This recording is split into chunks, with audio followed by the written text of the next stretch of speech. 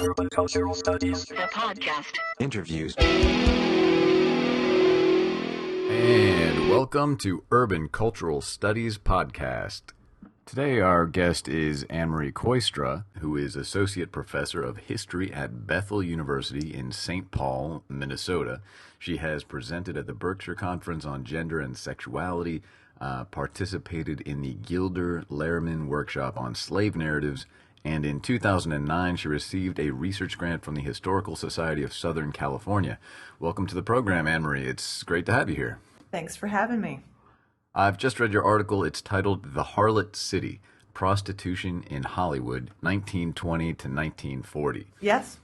You're blending discussions of Hollywood, of Los Angeles, as represented or as imagined in popular discourse, of social reform, of changing sexual norms, films and court cases, and of course, prostitution. Right. I want to start with a quotation from geographers, Alan Scott and Edward Soja, that you cite in the first paragraph of your article, who write that one of the city's most important features during the time you discuss, the 1920s through the 1940s, was, this is the quote, the enveloping imagery that had developed which proclaimed the exceptionalism of Los Angeles, its representation as Hollywood, a bizarre Babylon by the sea, a unique and inimitable city of dreams. Tell us, AnneMarie, what kind of place was Hollywood? What kind of place was Los Angeles at the time? Wow, where to begin? Both of these places flourished, at least in part, because they did attempt to sell some kind of dream to outsiders. Los Angeles had dreamy weather and excellent real estate investment opportunities. It seemed to be a place of health and ease. Yeah. I think, too, Los Angeles was also good at selling what might be the quintessential American dream of reinvention. This was a place you could forget who you were and become something else. And Hollywood sold that dream even more explicitly. It could turn the ordinary Midwesterner into the glamorous, desirable star. The problem, however, is that Hollywood helps to expose the emptiness of the dream, too. Thus, the Harlot City. Yeah. The title of the article, Harlot City, comes from Carey McWilliams, who already in 1946 wrote what is still considered to be one of the best histories of Southern California. In an article McWilliams wrote on Los Angeles for Overland Monthly, he saw Hollywood as the symbol of the more tawdry and trashy side of the city. It was a city and culture that attracted transients, full of lonely, insecure, and marginal personalities. People just barely able to make ends meet. A place of opportunists and confidence men, racketeers, of people desperately on the make. Hollywood was a place where you had to sell yourself in order to achieve even the possibility of the dream, and such a requirement was fairly blatant. He really gets at the potential emptiness behind the facade. You mentioned this ordinary Midwesterner who moves to the big city. Yeah. And there's this almost classic distinction that underlies the sources you're working through in your article, that between the city and the countryside, the urban and the rural, not just a spatial distance, but a social one as well. Or perhaps another way of saying this is that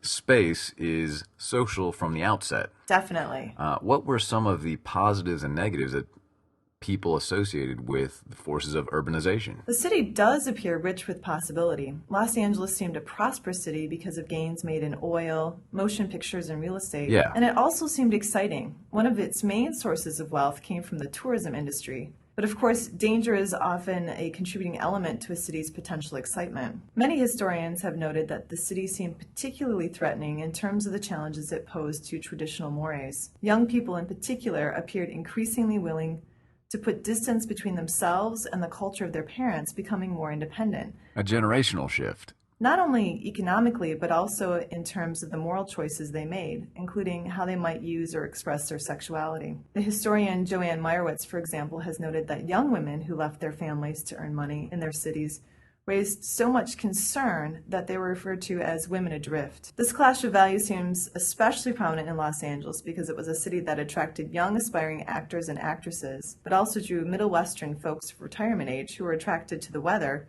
and the investment possibilities of the city. Yeah, I'm particularly interested, as you are in your article, in the link between urbanization and changing sexual norms. Indeed, I think this is why looking at so many different kinds of sources was interesting, because I could see the many views at play about the city and its apparent relationship to changing sexual norms. For many years, historians have made a connection to urbanization and what has sometimes been called the first sexual revolution that supposedly took place at the end of the 19th and early 20th century. Absolutely. In that perspective, there was a sense that prior to the sexual revolution, women in the cities, women adrift, if you like, were sexual innocents who needed to be protected from the kinds of male sexual predators that existed in the big bad city.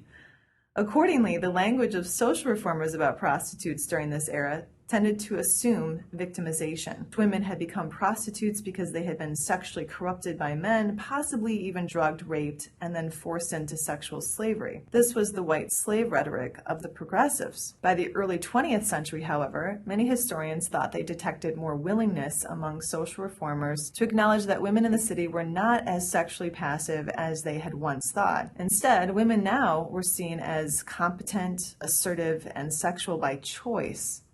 What I thought was interesting in my research on prostitution in Hollywood was that I could see both kinds of assessments about women and sexuality. And for me, that indicated that even into the 1920s and 1930s, there was still a great deal of ambivalence, perhaps, about the process of urbanization and the emergence of a more sexually aggressive female protagonist. There's this oft-repeated trope in films of the young woman who arrives to Hollywood, perhaps from the Midwest, perhaps from a rural area, full of acting dreams. You see this in so many places, and as an example, I'll just mention a film. It's surely not among the most canonical of representations. It's Mulholland Drive by David Lynch from 2001. How did the film industry dramatize this kind of migration? The best example I can think of from the period I studied is the 1937 film A Star is Born, starring Janet Gaynor. It was nominated for several Academy Awards and has been remade several times, which attests to its draw in speaking to one of the fundamental myths about Hollywood. The film is an interesting one because it really perpetuates the dreamy myths about Hollywood, even while commenting on the darker aspects of the business. The film, for example, does contain a young, aspiring actress in the form of a North Dakota farm girl who moves to Hollywood to try to break into the film industry.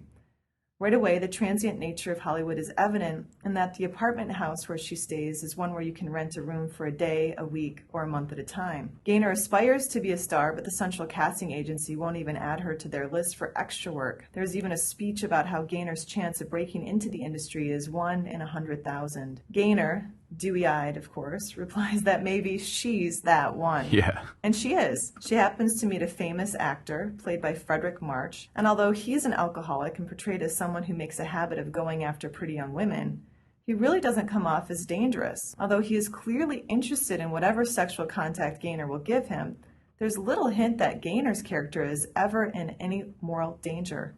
They share a chaste goodnight kiss, he arranges a screen test, she becomes a movie star, they get married. Huh.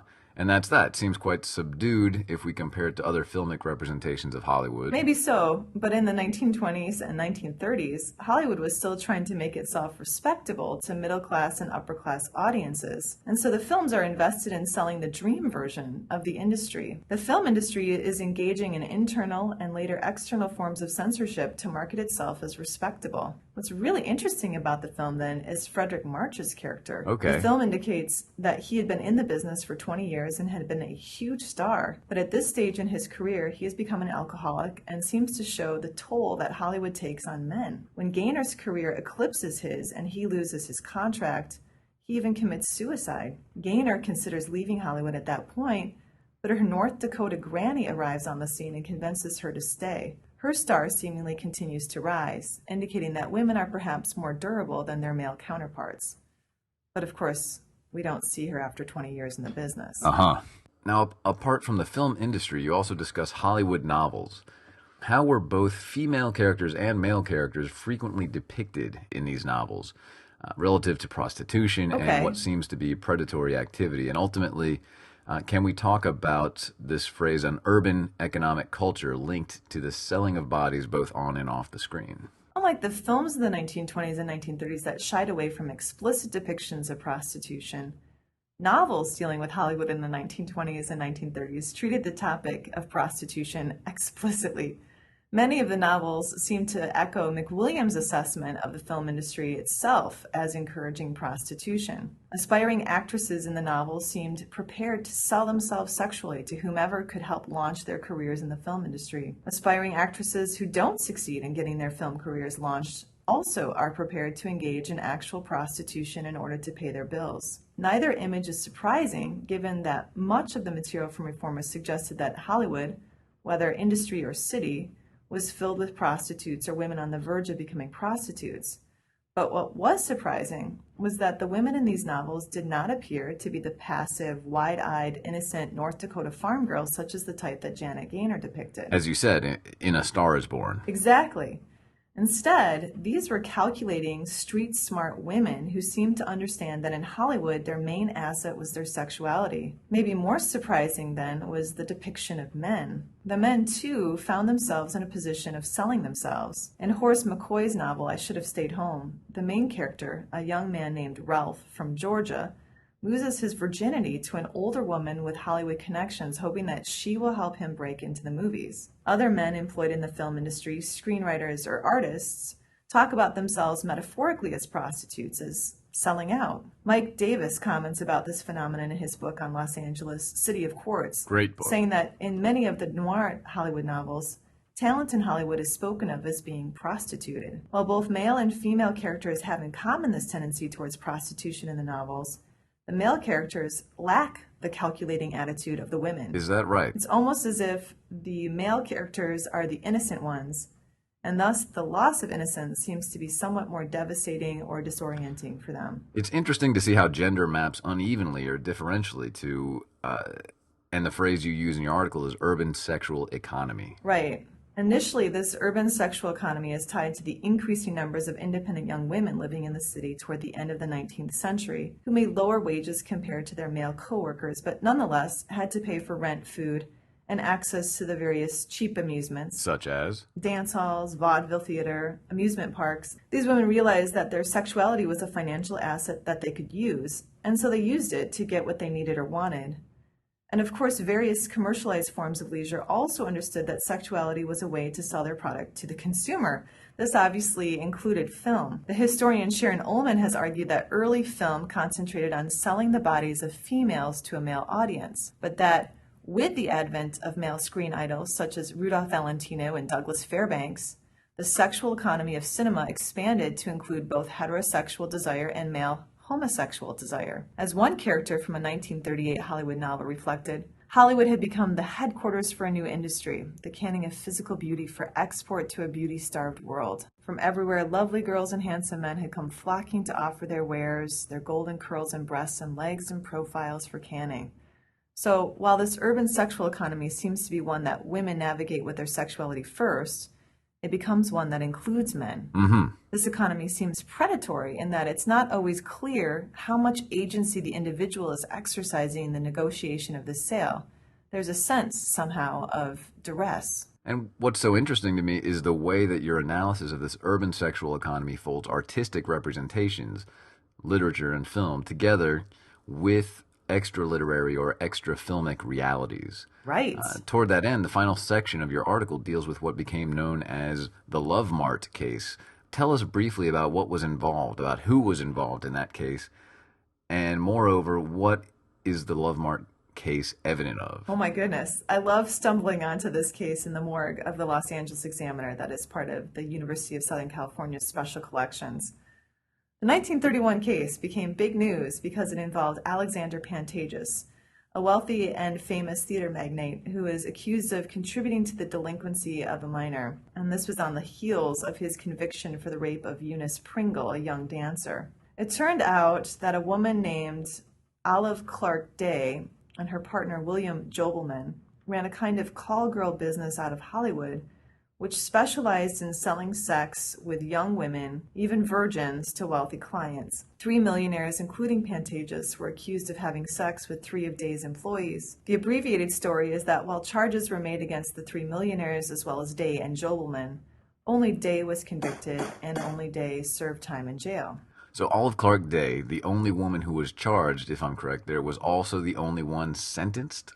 Right, and it seemed curious that she was the only one to serve time. As I read through the coverage of the trial in the newspaper, I was really interested to see how the newspapers depicted the various parties, because once again I was detecting evidence of conflicting ideas about the sexual autonomy of women. The young female employees, for example, at first elicited a kind of patriarchal protective tone from the newspapers. These girls clearly lacked sexual agency and had been duped into the kind of life they were living. Huh. Yet, as more details about the young women emerged over the course of the trial, the once protective newspapers seemed as though they were almost forced to admit that these girls might not be just sweet, innocent victims, but instead young women who had surveyed the available options and had made a series of sexual choices that included prostitution. And this is the question of agency, which gets left out of the white slave narratives you spoke of. In typical white slavery stories, men are the villains, and yet that was never the case in the newspaper coverage. Pantages in particular worked hard to portray himself as the victim, maintaining his innocence, as well as suggesting even a degree of impotence. Yeah, I see. The villain of the story, then, turned out to be Olive Clark Day, the woman responsible for running the prostitution ring. Right. I wondered why she should be portrayed as the villain, particularly as further research indicated that she had once been a child star who had potentially suffered the kind of sexual exploitation that newspapers bemoaned at first in talking about her employees. I concluded that Day became the victim, at least in part, because she was willing to acknowledge that a new urban sexual economy was in place, one in which women recognized their sexuality as a commodity and bargained accordingly. As Day herself suggested, however, this new urban sexual economy did not offer women an equal playing field on which to barter their sexuality for material success. Day was essentially suggesting the dark side of the new sexual economy, and by condemning her, newspapers could continue to portray Hollywood as a city of dreams in which people like Day did not flourish. So the case effectively perpetuated the myth of Hollywood with which we began the interview, the myth of this bizarre Babylon by the sea, a unique and inimitable city of dreams. Definitely. Thanks for being here, AnneMarie. Hey, it was my pleasure. AnneMarie Kooistra's article, The Harlot City, Prostitution in Hollywood 1920 to 1940, is published in the Journal of Urban Cultural Studies 1.1 2013. She's currently working on a manuscript that examines the role of men in the history of prostitution in early 20th century Los Angeles. Remember that you can access the Journal of Urban Cultural Studies in both print and online formats through Intellect Publishers. And make sure to follow our multi-authored blog for more urban discussions at urbanculturalstudies.wordpress.com.